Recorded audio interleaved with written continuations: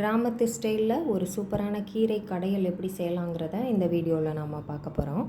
Hi friends, welcome to 90s Jana channel. என்னோடய சேனலை first time பார்க்குறவங்க சப்ஸ்கிரைப் பண்ணிவிட்டு பக்கத்தில் இருக்கிற பெல் பட்டன் அழுத்திக்கோங்க. இப்போது ஸ்டவ் ஆன் பண்ணி அடுப்பில் கீரை வேக வைக்கிறதுக்கு ஒரு பாத்திரம் வச்சுக்கலாம். அதில் 1 டம்ளர் அளவு தண்ணி ஊற்றிக்கலாம்.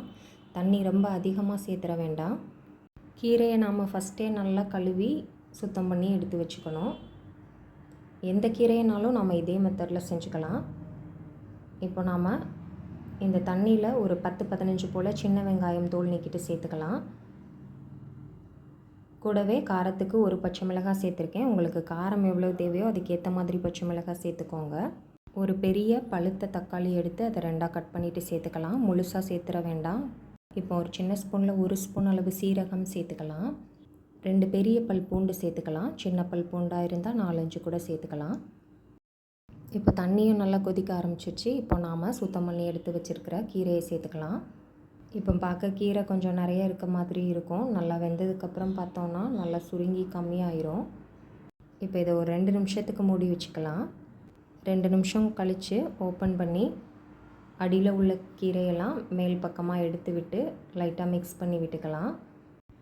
அடிப்பக்கமாக இருந்த கீரையெல்லாம் மேல் பக்கமாக வர மாதிரி கலந்து விட்டுட்டு திரும்ப ஒரு 2 நிமிஷத்துக்கு மூடி வச்சிடலாம். மூடி வச்சு வேக வச்சோன்னா கீரை சீக்கிரமே ஒரு 4-5 நிமிஷத்துக்குள்ளேயே வெந்து வந்துடும். மூடி வைக்க வேண்டாம்னு நினைக்கிறவங்க திறந்தே வச்சு கூட கீரையை வேக வச்சு எடுத்துக்கலாம். கீரையை ரொம்ப அதிக நேரம் தான் வேக வைக்கக்கூடாது. இப்போ திரும்ப நாம் மூடி வச்சிடலாம். இப்போ திரும்ப ஒரு 2 நிமிஷம் ஆயிருக்கு. கீரையோட தண்டு பகுதி இருந்ததுன்னா அதை லைட்டாக கைட்டை எடுத்து நசுக்கி பார்த்தோன்னா தெரியும் கீரை நல்லா வெந்திருக்கா என்னென்னு. பாருங்கள், பூண்டு எல்லாமே நல்லா வெந்து வந்திருக்கு. 4-5 நிமிஷத்துலேயே நமக்கு கீரை நாம் சேர்த்துருக்க எல்லா பொருட்களும் நல்லாவே வெந்துடும். 4-5 நிமிஷத்தில் கீரை நல்லா வெந்ததுக்கப்புறமா அடுப்பை ஆஃப் பண்ணிடலாம்.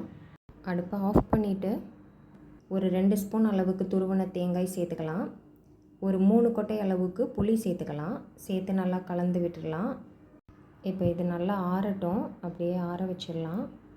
நல்லா ஆறுனதுக்கப்புறமா நீங்கள் விருப்பப்பட்டால் மத்து வச்சு கூட கடைஞ்சிக்கலாம். நான் இன்றைக்கி மிக்ஸி ஜாரில் சேர்த்து லைட்டாக அரைச்சி எடுத்துக்க போகிறேன்.